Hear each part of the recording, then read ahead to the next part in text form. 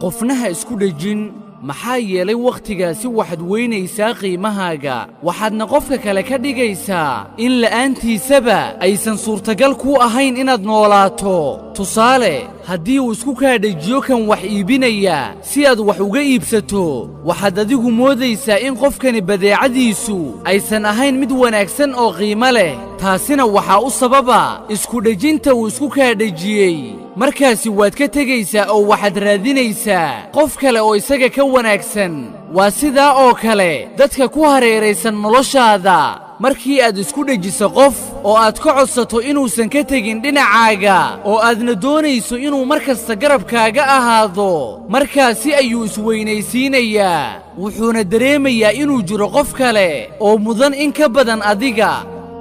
haddaba adigu nafsadaada qiimay oo qadari qaayana u yeel